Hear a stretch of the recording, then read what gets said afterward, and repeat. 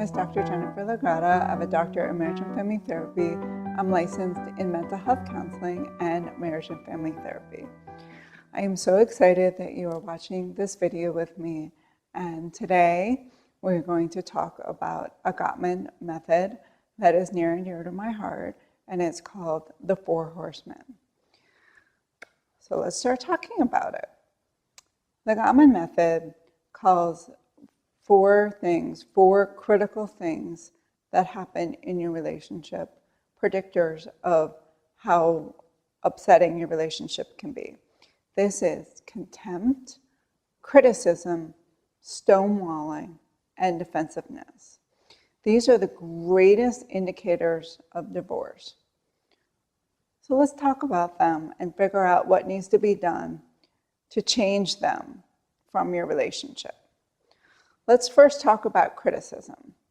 The definition of criticism is stating one's complaints as a defect in one partner's personality. That is, given the partner's negative trait attributions.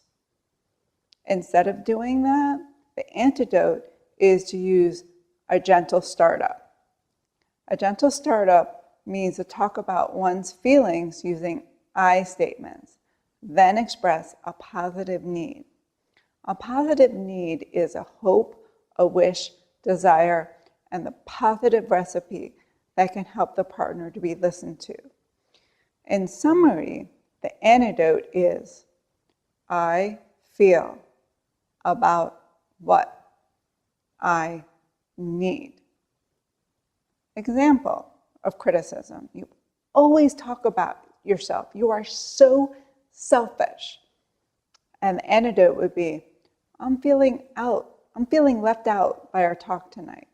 Would you please ask me about my day? So let's take a minute and look at the difference between those two. The first one, the criticism, all you're doing is lashing out with anger and a defect of someone else's personality. And the second one, you're talking about your own feelings and you're talking from the I statement. You're getting your point across and you're getting your needs met by talking from the I statement. Very, very different, right? And very important. The second one is defensiveness. Self-protection in the form of righteous indignation or innocent victimhood. Defensiveness warns off a personal attack. The antidote is accepting responsibility for even a part of the problem. Example, it's not my fault that we're always late, it's your fault. Antidote, well, part of this is my problem. I need to think more about time and how I can be on time. So the example of defensiveness was complete blame on someone else. You're feeling that you're being attacked, and instead of being able to take responsibility, you do complete blame. The antidote for defensiveness is taking responsibility. Taking responsibility means understanding that you're part of the problem and you want to be part of the solution. The next one is contempt. There are statements that come from a relative position of superiority. Contempt is the greatest predictor of divorce and must be eliminated from your relationship.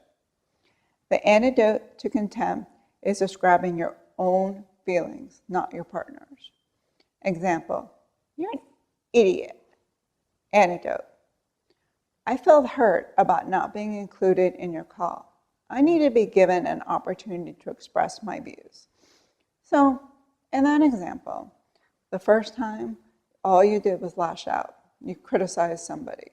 But in reality, you were hurt. You were really, really hurt that you were left out.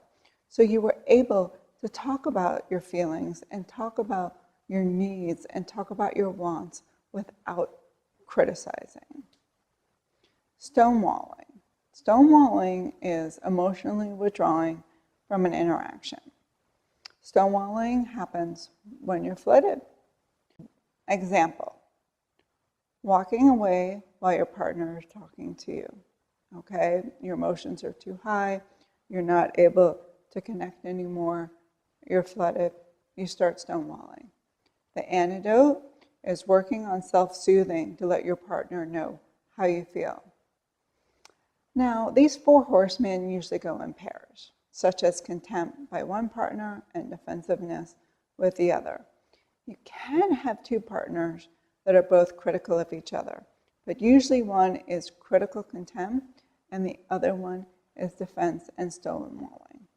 I want to hear from you now. I want to hear which one are you and which one are your partner, and what ways can you come up with finding good antidotes for them.